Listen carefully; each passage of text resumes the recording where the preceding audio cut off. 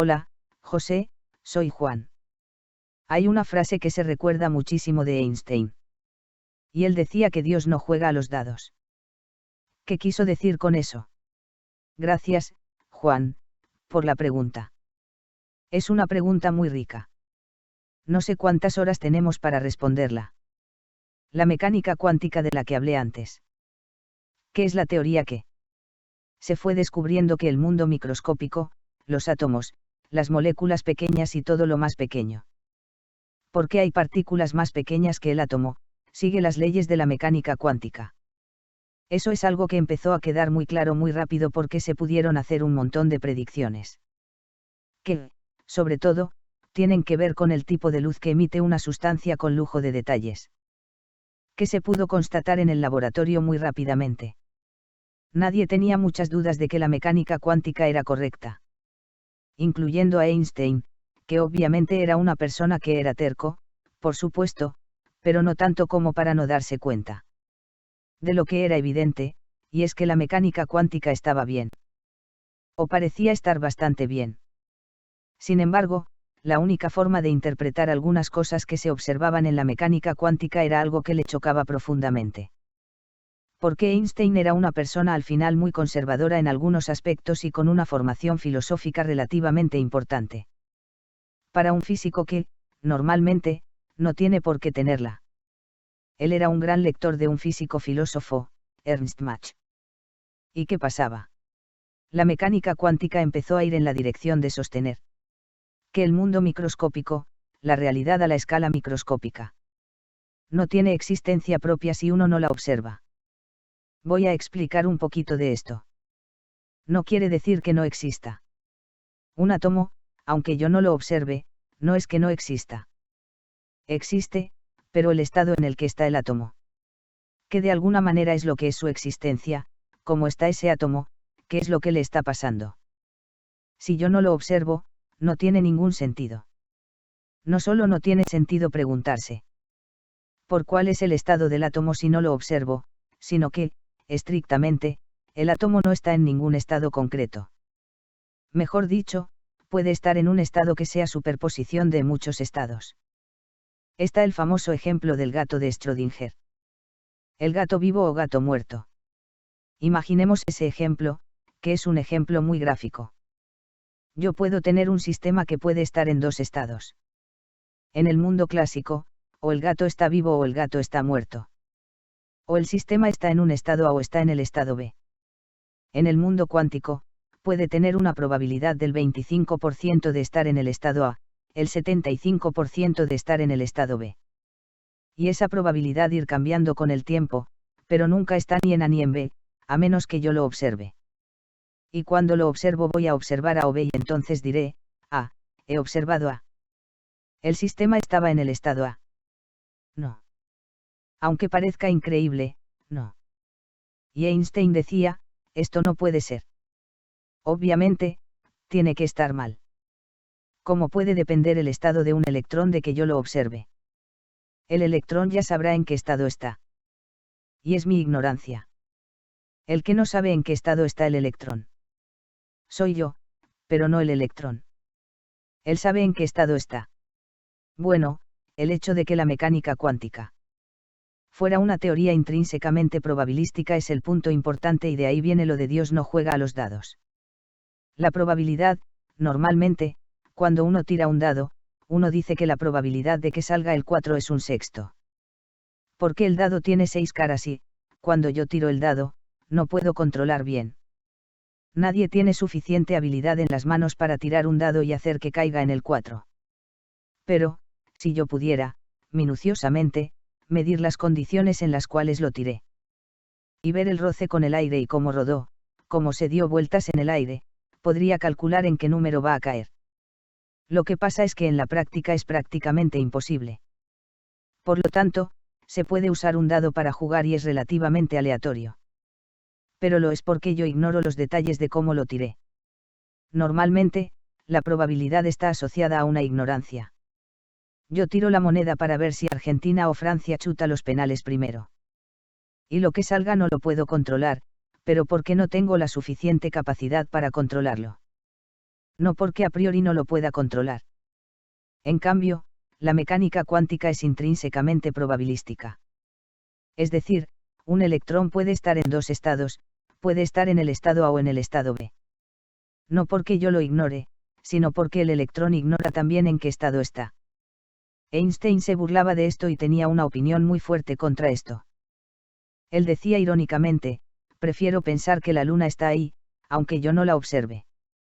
Y, claro, es que otro de los misterios de la mecánica cuántica es cómo puede ser que la luna o nosotros, que estamos hechos de partículas que tienen esta irrealidad que estoy mencionando ahora, seamos tan tangibles como lo soy yo. Esta silla, aunque yo no la mire, la silla está claramente. Si no, me caería. La realidad macroscópica sí que. Yo sé que hay cosas que están ocurriendo fuera. Que hay coches pasando por la calle, aunque yo no los esté observando. Sin embargo, en el mundo microscópico, esto no ocurre. Esta discrepancia entre Bohr y Einstein. Se dice que Bohr le respondió a Einstein: ¿quién eres tú para decirle a Dios lo que puede o no puede hacer? No sé si eso es cierto. Es interesante cómo se resolvió. Lo quiero contar brevemente porque en un principio parecía imposible determinar si algo tiene existencia antes de medirlo. Porque, para poder ver si tiene existencia, tengo que medirlo. Entonces, ya lo medí. Pero no, quiero saber antes, pero, si mido antes, medí. A priori, parecía imposible resolver este asunto. Hasta que Einstein planteó en 1935 un experimento mental, en el cual demostraba, ponía en jaque a la mecánica cuántica. Una idea maravillosa. Einstein fue otro de los genios que, cuando se equivocó, como en este caso, se equivocó de una manera tan maravillosa que Einstein se dio cuenta de una propiedad de la mecánica cuántica. Muy profunda, casi diría que es la más profunda que tiene, que es la que hoy permite que haya ordenadores cuánticos, Internet cuántico. Y todo lo que tenga el apelativo cuántico legítimamente que hay hoy viene de lo que se llama el entrelazamiento. Einstein le dijo a Bohr: a ver, si yo tengo una partícula que se divide en dos porque se desintegra, una va para allá, otra va para el otro lado. La propiedad de una depende de la propiedad de la otra y yo llevo dos observadores, uno que observa la partícula A y el otro que observa la partícula B. Según tú, amigo Niels, cuando observe su partícula, automáticamente la de B va a quedar determinada por la observación de A. Porque depende una observación de la otra. Pero la relatividad dice que nada puede ir más rápido que la luz. Por lo tanto, si A está muy lejos y B está muy lejos para allá. No puede ser eso. Porque eso querría decir que la información de lo que me dio A llegó a B más rápido. Llegó instantáneamente. Bohr no supo bien qué responderle. Nadie a Einstein. De hecho, Einstein murió sin que nadie le respondiera nada porque todo el mundo tenía claro que estaba mal el argumento, pero nadie entendía por qué. Se llamó la paradoja EPR porque era como las paradojas, que no está muy claro si tenemos que vivir con ella. O hay una parte del argumento que es incorrecta. Y fue en la década del 60 cuando apareció otro físico, John Stuart Bell, que se dio cuenta de una manera de resolver esta discusión. Se le ocurrió un experimento que se podía hacer, en el cual uno podía determinar con claridad si estaba o no ocurriendo lo que yo acabo de decir. Y, en la década del 70, se hizo por primera vez el experimento. Lo hizo un señor llamado John Clauser. Comprobó que, efectivamente, lo que decía Bohr ocurría. Cuando medía A, se determinaba B y no antes. El punto clave es no antes. Bell explicó: no lo voy a hacer ahora porque sería muy largo, cómo determinar si antes ya estaba la partícula en un estado concreto. O no lo estaba, y se pudo ver que no lo estaba. La partícula no lo estaba. Sin embargo, Clauser hizo el experimento en una mesa. Y A y B no estaban tan lejos como para que no pudiera una señal de luz llegar y avisarle a B: oye, ponte en tal estado porque yo tengo este otro. En la década del 80, un físico francés que se llama Alain Aspect hizo el experimento poniendo A y B suficientemente lejos para que la luz no tenga tiempo de llegar. Luego hubo una vuelta de tuerca muy bonita en la década del 90, en la que un tercer físico, Anton Zeilinger, Completó un poco este experimento porque los físicos somos muy quisquillosos. Cualquier objeción hay que atenderla. Y este señor resolvió la última objeción que había.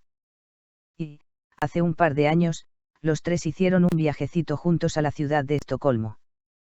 Ya imaginaréis para qué. Fueron a recibir el Premio Nobel de Física. El Premio Nobel de Física que recibieron es de los más profundos de la historia de la física, porque demostraron, por muy chocante que parezca, que Dios no solo juega a los dados, sino que no sabe hacer otra cosa. Obviamente, estoy hablando del Dios de Spinoza, un Dios metafórico, que es las leyes de la naturaleza. Las leyes de la naturaleza a nivel microscópico son probabilísticas. Increíblemente, vivimos en un mundo que no lo parece. No parece así. Parece que nuestro mundo es muy tangible, muy determinista. Esta idea del mecanismo de relojería que tenían desde la época de Newton, que es como si todo fueran cosas que se mueven. Que hacen mover a otras y es todo una cadena de acontecimientos que uno hace mover a otros. El mundo macroscópico se parece a eso mucho. Sin embargo, cuando lo miramos con zoom, el mundo microscópico es radicalmente diferente a eso. Entendemos, más o menos. ¿Por qué puede ocurrir que el mundo microscópico se comporte diferente al macroscópico? Eso es muy interesante. Entendemos maravillosamente bien el mundo microscópico, entendemos maravillosamente bien el mundo macroscópico. Y la fase de la interfase, ¿cómo puede ser que estemos hechos de algo tan extraño? Como partículas que obedecen estas leyes tan raras, eso está entendido un poquito menos. Todavía ocurre que los grandes físicos. Uno tiene la tentación cuando uno aprende esto de decir: dedicaré mi vida a tratar de demostrar que no. Parece tan absurda la posición de Niels Bohr. Lo que se llama la interpretación de Copenhague de la mecánica cuántica, que uno, cuando lo aprende, dice, no, yo voy a dedicar mi carrera a demostrar que esto está mal. Porque lo de Einstein suena muy razonable. Tiene que estar mal. ¿Qué pasa? Uno luego ve que ha pasado un siglo y dice: este problema debe de ser difícil porque nadie lo ha logrado. De hecho, más que decantarse por Einstein. Lo que ha mostrado la experiencia es que Bohr cada vez tiene más razón y Einstein cada vez tiene menos razón. Pero mi posición es un poco diferente. Mi posición es más bien la de que, desde una enorme humildad, me parece increíble que seamos parte de una especie que fue capaz de encontrar leyes que te explican tan bien el mundo microscópico. Créanme que las leyes de la mecánica cuántica son las más precisas de la historia de la ciencia y con muchísima diferencia. Y hemos sido capaces de descubrir una teoría tan apartada de nuestra intuición. Tan apartada de nuestra forma de entender el mundo. Y, sin embargo, fuimos capaces de dar ese salto. Prácticamente imposible a nivel de abstracción, a nivel de concepción, de imaginar un. Al final, una teoría se construye cuando uno la imagina. Y hubo una serie de personas que fueron capaces de construir ese castillo en el aire. Completamente diferente a la realidad cotidiana de todos los días. A mí me parece que eso es algo increíble. Que es algo que, cuando tenemos momentos de bajón porque nuestra especie nos parece que es incorregible. Que puede que en algunas cosas lo sea, también es una especie maravillosa que fue capaz de algo que, realmente, para mí es casi imposible. Concebir una teoría que va contra los principios básicos de comprender el mundo que tenemos.